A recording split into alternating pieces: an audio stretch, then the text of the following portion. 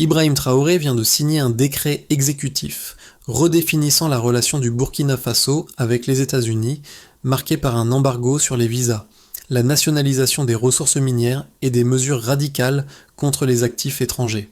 Tandis que les États-Unis tentent d'exercer leur influence, le Burkina Faso, sous la direction de Ibrahim Traoré, prend une position audacieuse et radicale, redéfinissant sa souveraineté nationale.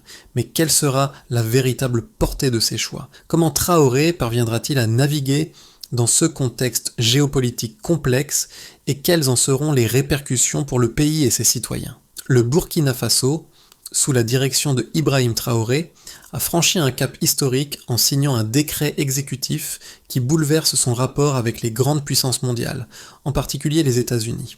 Ces mesures, telles que l'embargo sur les visas et la nationalisation des ressources minières, sont des gestes audacieux, marquant un tournant décisif dans la politique de souveraineté économique du pays. Mais au-delà de ces décisions radicales, l'enjeu est bien plus vaste. Traoré cherche à restaurer une véritable indépendance économique pour le Burkina Faso, un modèle de résistance face à l'exploitation néocoloniale qui a dominé l'Afrique pendant des décennies. Cependant, ces choix n'en sont pas moins risqués. Ils pourraient entraîner des répercussions économiques immédiates, notamment la perte d'investissements étrangers et des tensions diplomatiques accrues avec les puissances occidentales. D'un autre côté, ces décisions peuvent également ouvrir la voie à une nouvelle dynamique géopolitique, notamment avec la Chine et la Russie qui cherchent à renforcer leur influence en Afrique. Traoré s'engage donc dans une bataille complexe, celle de l'indépendance contre les pressions mondiales, une lutte dont l'issue pourrait redéfinir l'avenir du pays et de la région. Le 5 janvier 2026, Ibrahim Traoré a signé un décret exécutif historique marquant un tournant majeur pour le Burkina Faso. Dès la publication de ce décret, le pays a engagé des mesures radicales qui ont profondément bouleversé ses relations avec les États-Unis et les puissances occidentales. L'une des décisions les plus marquantes a été l'embargo sur les visas, une mesure qui touche directement les citoyens américains, ainsi que la fermeture des frontières aux ressortissants étrangers. Mais c'est surtout la nationalisation des ressources minières qui a fait la une des journaux.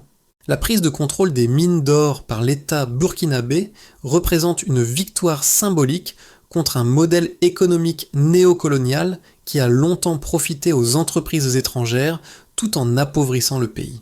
Ces concessions, détenues par de grandes entreprises comme Mining et Horizon Gold, représentaient des milliards de dollars de bénéfices pour les investisseurs étrangers. Mais ces ressources n'étaient qu'une petite part de ce qui revenait réellement au Burkina Faso. En effet, avant la nationalisation, les entreprises étrangères ne versaient que 6,7% des revenus générés par l'exploitation minière, un chiffre bien en deçà de la valeur réelle de ces ressources. Désormais, avec la nationalisation, le gouvernement burkinabé pourrait obtenir entre 25 à 30% des revenus générés, ce qui pourrait augmenter considérablement les revenus du pays. Cette décision, bien que risquée, a été saluée par une large partie de la population burkinabé. De nombreuses manifestations ont eu lieu dans les rues de Ouagadougou pour soutenir Ibrahim Traoré et ses réformes. Cependant, les réactions internationales ont été immédiates et sévères. Les États-Unis, ainsi que plusieurs pays européens, ont exprimé leur mécontentement face à ces mesures, menaçant de suspendre l'aide économique et d'intensifier les sanctions. La question reste désormais: ces réformes marqueront-elles le début d'un nouvel avenir pour le Burkina Faso, ou risquent-elles de le plonger dans un isolement diplomatique durable? Depuis son arrivée au pouvoir en 2022, Ibrahim Traoré s'est imposé comme un leader déterminé à restaurer l'indépendance du Burkina Faso, un pays longtemps marqué par l'exploitation néocoloniale. Ces réformes, bien que controversées, visent à réduire l'influence des anciennes puissances coloniales, principalement la France et les États-Unis. L'un de ses premiers actes marquants a été de remettre en question les relations économiques avec les entreprises occidentales, notamment dans le secteur minier. En prenant le contrôle des mines d'or, Traoré a non seulement cherché à récupérer une part équitable des ressources naturelles extraites, mais il a aussi voulu prouver que le Burkina Faso pouvait gérer ses ressources sans l'aide des puissances étrangères. Les conséquences immédiates de cette décision ont été de grande envergure. Plusieurs entreprises étrangères qui exploitèrent les mines depuis des décennies ont été contraintes de quitter le pays. Cette sortie a causé une perte directe de plusieurs milliards de dollars d'investissements étrangers, mais elle a aussi ouvert un vide économique que le gouvernement burkinabé tente maintenant de combler. Cependant, ces changements n'ont pas été sans conséquences sociales. Des milliers de travailleurs locaux employés par ces entreprises ont perdu leur emploi du jour au lendemain. Les communautés dépendantes des industries minières se sont retrouvées dans une situation d'incertitude économique. Mais Ibrahim Traoré a anticipé cette crise en lançant un programme de reconversion professionnelle pour former des travailleurs locaux aux métiers techniques nécessaires à la gestion des mines. Cette transition vers une économie plus autonome pourrait être difficile, mais elle est perçue comme une étape nécessaire pour réduire la dépendance du Burkina Faso à l'égard de l'aide étrangère et des investissements extérieurs. Traoré incarne ainsi l'espoir d'un avenir plus indépendant pour son peuple, même si les défis à court terme restent énormes. Les décisions prises par Ibrahim Traoré ont déclenché une série d'événements rapides et décisifs qui marquent un tournant dans l'histoire récente du Burkina Faso. Le décret exécutif, signé le 5 janvier 2026, a jeté les bases d'une nouvelle ère pour le pays. Dès la signature de l'ordonnance, les autorités burkinabées ont annoncé la fermeture des frontières aux citoyens américains, imposant un embargo total sur les visas. Cette mesure radicale a eu un impact immédiat, notamment sur les relations diplomatiques avec les États-Unis.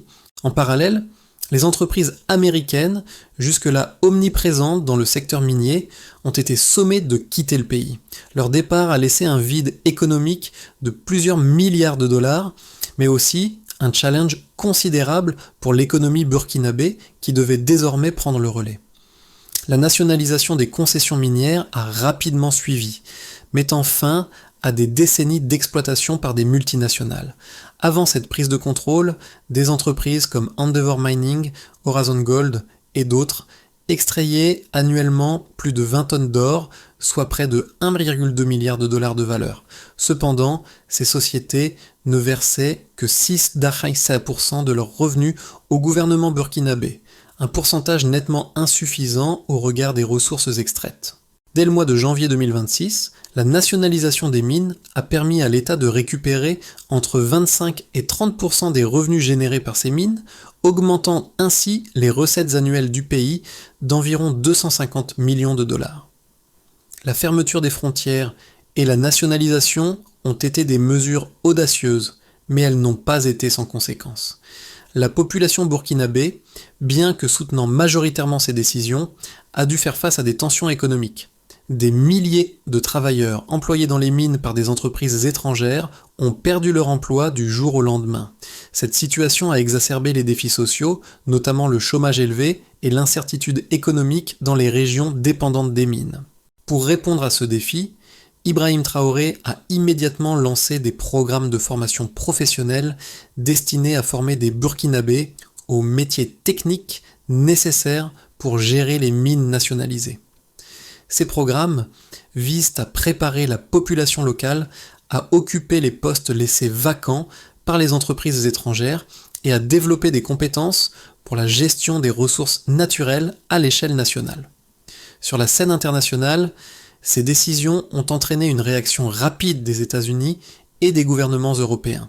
Les puissances occidentales ont condamné la fermeture des frontières et la nationalisation des ressources, menaçant de suspendre toute aide économique. Cependant, ces sanctions n'ont pas fait plier le gouvernement de Traoré. Soutenu par une majorité de la population, il a choisi de poursuivre ses réformes malgré les menaces, renforçant ainsi la souveraineté économique du Burkina Faso. Dans le même temps, le pays a cherché à diversifier ses relations économiques en établissant des partenariats avec la Russie et la Chine. Ces pays ont répondu positivement en proposant des prêts à faible taux d'intérêt et en investissant dans les projets d'infrastructure du Burkina Faso. Ces partenariats ont offert une alternative stratégique face aux pressions économiques occidentales. Les événements se sont ainsi enchaînés rapidement. Une série de décisions audacieuses, des tensions économiques internes, des réactions diplomatiques internationales et la recherche de nouveaux alliés. Cette dynamique a transformé Ibrahim Traoré en un leader contesté mais visionnaire, déterminé à redéfinir le destin de son pays. Le chemin est semé d'embûches, mais ses choix ont déjà laissé une empreinte indélébile dans l'histoire du Burkina Faso. La question demeure, ces réformes conduiront-elles à un renouveau économique ou le pays sera-t-il isolé diplomatiquement et économiquement dans les années à venir ? Les réformes radicales de Ibrahim Traoré ont commencé à produire des effets tangibles sur l'économie du Burkina Faso. L'une des premières conséquences directes de la nationalisation des ressources minières a été l'augmentation significative des revenus pour l'État. Avant cette mesure, les entreprises minières étrangères comme Endeavour Mining et Horizon Gold extrayaient environ 20 tonnes d'or par an, générant une valeur de 1,2 milliard de dollars. Cependant, le Burkina Faso ne recevait que 6,7% de cette somme sous forme de redevances, soit environ 80 millions de dollars par an. Avec la nationalisation, l'État a désormais accès à 25 à 30% de ses revenus, soit une augmentation d'environ 250 millions de dollars par an pour les finances publiques. Cette nationalisation a également contribué à la création d'emplois locaux. Avant la décision de Traoré, plus de 10 000 travailleurs burkinabés étaient employés dans les mines, mais la majorité des postes de gestion et technique étaient occupés par des expatriés. Suite à la fermeture des entreprises étrangères, le gouvernement a lancé un programme de formation professionnelle pour former 5 000 Burkinabés aux métiers liés à l'exploitation minière. En parallèle, le pays a prévu la création de 10 000 emplois directs au cours des 3 prochaines années, ce qui pourrait avoir un impact positif sur le chômage local. L'impact de la fermeture des frontières aux citoyens américains et l'embargo sur les visas a également eu des répercussions sur le nombre d'investissements étrangers. Avant les réformes de Traoré, les États-Unis étaient l'un des principaux investisseurs au Burkina Faso, notamment dans le secteur minier. La perte de ces investissements pourrait entraîner une perte de 3 milliards de dollars sur les 5 prochaines années, ce qui représente une part importante du PIB national. Cependant, ces pertes ont été partiellement compensées par des accords avec des pays comme la Chine et la Russie, qui ont proposé des prêts à faible coût et des investissements dans des projets d'infrastructure. Les premiers résultats de ces partenariats commencent à se faire sentir, bien que la question reste ouverte de savoir si ces nouveaux partenariats suffiront à compenser les pertes des investissements occidentaux. Les prévisions économiques du pays montrent une stabilité à moyen terme, avec une augmentation de 20 à 30% de la croissance économique sur les 5 prochaines années, soutenue par les réformes dans le secteur minier et la diversification des sources d'investissement. De plus, la nationalisation des ressources naturelles pourrait renforcer l'indépendance économique du Burkina Faso en lui permettant de mieux gérer ses ressources sans l'interférence des puissances étrangères. Les données préliminaires montrent également une hausse du soutien populaire pour Ibrahim Traoré, en particulier parmi les jeunes et les communautés rurales, qui voient dans ces réformes un espoir de liberté économique et de justice sociale. Toutefois, ces réformes comportent des risques. Si le Burkina Faso ne parvient pas à compenser la perte d'aide internationale et à créer de nouvelles opportunités économiques pour les travailleurs déplacés, cela pourrait entraîner des tensions sociales et une instabilité à long terme. Le défi pour Traoré sera de maintenir cet équilibre délicat tout en renforçant la souveraineté économique du pays. Les décisions de Ibrahim Traoré concernant la nationalisation des ressources minières et l'embargo sur les visas ont suscité une large gamme de réactions, tant au niveau national qu'international. D'un côté, les partisans de Traoré saluant sa volonté de récupérer les ressources naturelles du pays et de mettre fin à l'exploitation néocoloniale. Ils affirment que ces mesures sont un acte de souveraineté nécessaire pour sortir le Burkina Faso de la dépendance économique et politique des puissances occidentales, notamment des États-Unis et de l'Europe. Selon cette vision, Traoré agit pour protéger les intérêts du peuple burkinabé, restaurer une forme de justice économique et affirmer le droit du pays à décider de son avenir sans ingérence étrangère. En nationalisant les mines, le Burkina Faso pourra récupérer une part bien plus importante des bénéfices issus de l'exploitation de ses ressources, permettant ainsi de renforcer son économie et de créer des opportunités d'emploi pour les Burkinabés. Cependant, il existe une opposition significative, notamment de la part de ceux qui estiment que ces réformes risquent d'isoler le pays sur la scène internationale. Ils soulignent que l'embargo sur les visas et la fermeture des frontières pourraient entraîner des sanctions économiques sévères, une perte d'aide internationale et une diminution des investissements étrangers. Cela pourrait compromettre les efforts de développement à long terme, particulièrement dans les secteurs de la santé, de l'éducation et des infrastructures. De plus, les critiques suggèrent que le modèle de développement proposé par Traoré, bien qu'idéologiquement séduisant, pourrait nuire à la croissance économique du pays en limitant l'accès aux marchés mondiaux et en décourageant les investisseurs étrangers. Dans ce contexte, la question est de savoir si Ibrahim Traoré parviendra à équilibrer la souveraineté nationale et la nécessité d'une intégration économique au monde globalisé. Les partisans de sa politique soulignent qu'il est temps pour le Burkina Faso de prendre en main ses propres ressources et de cesser de servir d'outil pour les intérêts étrangers. Cependant, la question de la transition économique reste complexe.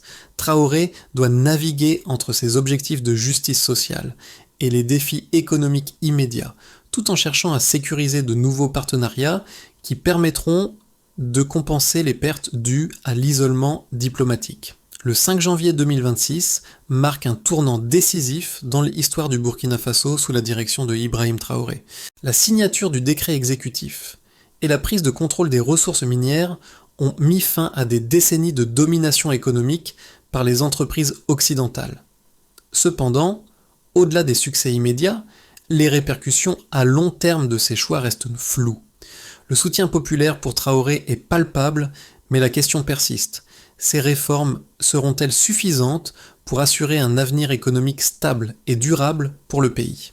Alors que le Burkina Faso se trouve plongé dans un isolement diplomatique croissant, avec la fermeture des frontières et la perte d'investissements étrangers, les nouvelles alliances avec la Russie et la Chine semblent offrir une alternative. Cependant, ces partenariats peuvent-ils vraiment compenser les pertes économiques dues à l'embargo sur les visas et la nationalisation des ressources minières ? L'avenir du Burkina Faso semble se jouer sur un fil, avec des enjeux majeurs pour la souveraineté économique, l'autonomie politique et la stabilité sociale. Traoré doit maintenant prouver que ces réformes peuvent non seulement tenir face aux pressions extérieures, mais aussi générer des bénéfices tangibles pour son peuple. L'histoire du pays est en train de se réécrire, mais quel en sera le prix à payer ? Les décisions radicales prises par Ibrahim Traoré ont des répercussions profondes et complexes sur le Burkina Faso. D'un côté, la nationalisation des mines d'or et la fermeture des frontières ont permis au pays de récupérer une partie significative de ses ressources naturelles, offrant ainsi une occasion unique de renforcer son économie. Avec environ 250 millions de dollars supplémentaires par an grâce à la nationalisation, l'État burkinabé dispose désormais de fonds qui étaient auparavant captés par des entreprises étrangères. Cette augmentation des revenus devrait permettre de financer des projets de développement cruciaux pour le pays, notamment dans les secteurs de l'éducation, de la santé et des infrastructures. Les efforts de Traoré pour développer des programmes de formation professionnelle destinés à combler les postes laissés vacants par les travailleurs étrangers devraient également créer des milliers de nouveaux emplois, notamment dans les régions rurales où le chômage est élevé. Ces mesures sont donc perçues positivement par une grande partie de la population qui y voit un moyen de sortir du cycle de dépendance à l'aide internationale et d'assurer un développement autonome. Cependant, ces réformes ont également des effets secondaires importants, notamment dans le secteur social. La perte d'emploi chez les travailleurs étrangers, combinée à l'incertitude qui en découle, a exacerbé la pauvreté dans certaines régions du pays. Si ces réformes ont créé des emplois dans le secteur minier, elles n'ont pas encore permis de compenser totalement les pertes immédiates liées aux fermetures d'entreprises et aux réductions d'activités économiques. Les secteurs de l'aide humanitaire et des investissements étrangers subissent aussi des coups durs, avec la suspension de plusieurs projets en raison des tensions diplomatiques croissantes. Les menaces de sanctions économiques et de suspension de l'aide internationale, notamment de la part des États-Unis et de l'UE, risquent de ralentir les progrès du Burkina Faso dans les années à venir. À l'échelle internationale, la décision de Ibrahim Traoré de se détourner des puissances occidentales au profit de partenariats avec des pays comme la Russie et la Chine pourrait renforcer la position géopolitique du Burkina Faso, mais elle pourrait aussi engendrer de nouveaux défis. Les relations avec ces pays sont encore jeunes et fragiles, bien que la Chine et la Russie offrent des accords avantageux pour le développement des infrastructures et la sécurité, ces pays ont aussi leurs propres intérêts à protéger, ce qui pourrait conduire à de nouvelles formes de dépendance économique et politique. Traoré devra donc trouver un équilibre délicat entre l'exploitation de ces nouveaux partenariats et la préservation de l'indépendance du pays. Les impacts de ces réformes se feront ressentir dans les années à venir. Si le Burkina Faso réussit à surmonter les obstacles immédiats, il pourrait devenir un modèle de résistance face à l'ingérence étrangère et un exemple de souveraineté économique pour d'autres pays africains. Mais si les tensions internes et externes s'intensifient, le pays pourrait se retrouver isolé et vulnérable, avec des conséquences économiques et sociales considérables pour ses citoyens. L'avenir du Burkina Faso à moyen terme dépendra en grande partie de la capacité de Ibrahim Traoré à gérer les conséquences de ces réformes économiques et diplomatiques. Plusieurs scénarios peuvent se dessiner pour le pays dans les 6 à 12 prochains mois. Envisageons d'abord un scénario de base, celui de la stabilisation économique et de la consolidation de la souveraineté. Dans ce scénario, le Burkina Faso parvient à stabiliser sa situation économique malgré les sanctions internationales. La nationalisation des ressources minières génère des revenus supplémentaires qui permettent de financer les programmes sociaux et de développement. Le pays réussit à attirer des investissements de la Chine et de la Russie, compensant en partie la perte d'investissements occidentaux. Le chômage diminue grâce aux programmes de formation professionnelle et les Burkinabés occupent de plus en plus de postes dans le secteur minier. Les relations avec les puissances occidentales restent tendues, mais le pays réussit à maintenir sa souveraineté économique sans s'isoler complètement. Le soutien populaire pour Traoré reste élevé, consolidant sa position politique. Puis, imaginons un scénario optimiste, celui d'une nouvelle ère de coopération régionale et d'indépendance économique. Dans ce scénario, le Burkina Faso réussit à créer un bloc économique solide avec ses voisins de la région du Sahel, comme le Mali et le Niger. Ces pays unissent leurs forces pour contrer les pressions économiques et diplomatiques des puissances occidentales. Le Burkina Faso devient un modèle de résistance, avec des accords de coopération économique et militaire renforcés avec la Chine et la Russie.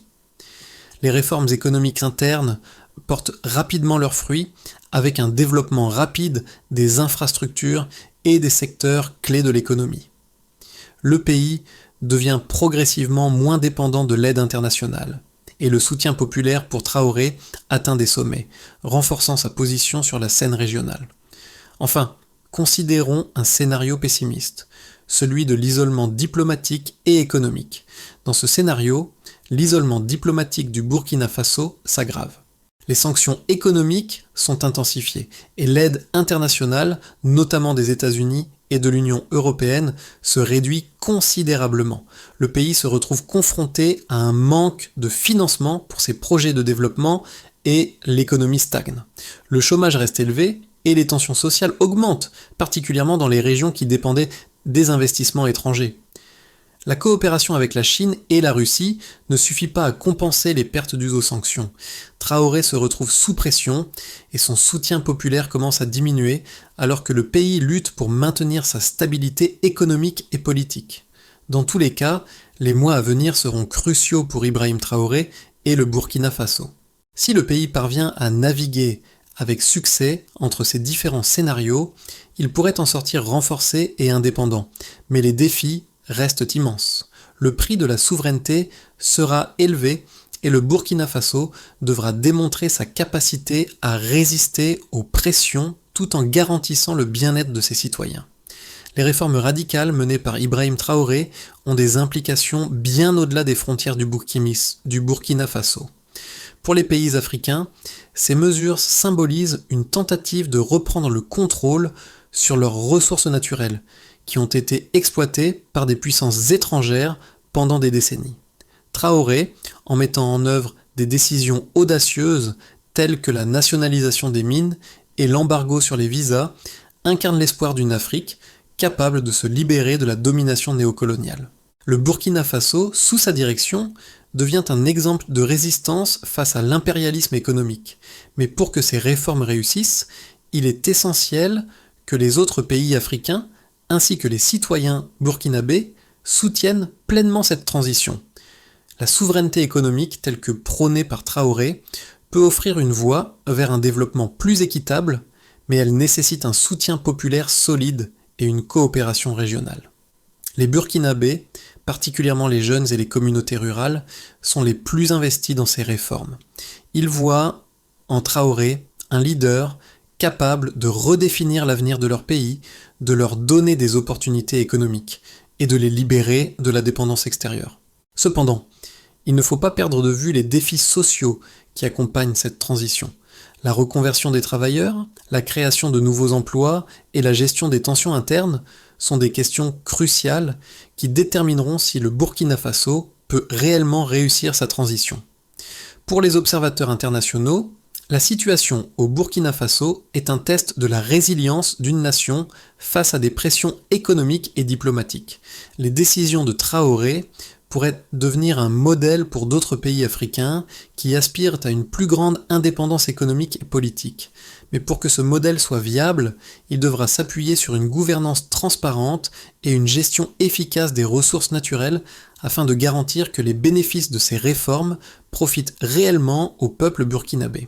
Pour garantir le succès à long terme des réformes économiques entreprises par Ibrahim Traoré, il est essentiel de suivre une série d'étapes stratégiques qui renforceront la souveraineté du Burkina Faso tout en assurant une transition fluide vers un développement autonome.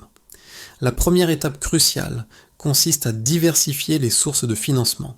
En renforçant les partenariats avec des puissances comme la Chine et la Russie, le Burkina Faso peut sécuriser des prêts à faible coût et des investissements dans les infrastructures clés telles que les routes, l'énergie et l'éducation.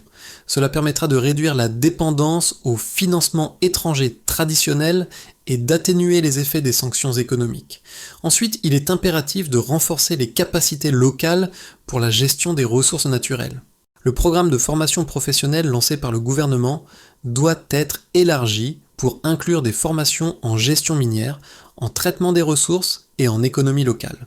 Ces initiatives permettront de créer des emplois durables pour les Burkinabés et d'assurer que la nationalisation des mines bénéficie directement à la population, plutôt qu'à des acteurs étrangers. Parallèlement, le gouvernement doit mettre en place une gouvernance transparente pour la gestion des revenus générés par les mines nationalisées. Cela inclut la création d'un cadre légal clair pour régir les investissements nationaux et étrangers dans le secteur minier, ainsi que l'amélioration des mécanismes de contrôle pour éviter toute forme de corruption. Les bénéfices doivent être utilisés pour financer des projets sociaux essentiels, comme l'éducation, la santé et le logement, afin de garantir que les réformes profitent à l'ensemble de la population. Enfin, il est crucial de maintenir une diplomatie active pour renforcer les relations avec d'autres pays africains et des partenaires internationaux. Le Burkina Faso doit jouer un rôle de leader dans la création d'une union économique régionale tout en cherchant à apaiser les tensions avec les puissances occidentales. Une approche équilibrée et pragmatique permettra de naviguer entre les défis économiques internes et les pressions extérieures. En repensant à l'histoire du Burkina Faso, il est clair que les réformes entreprises par Ibrahim Traoré marquent un tournant radical.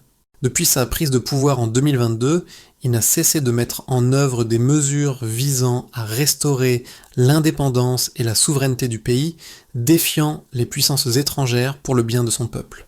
Ces décisions, comme la nationalisation des mines et l'embargo sur les visas, sont bien plus qu'un simple changement économique.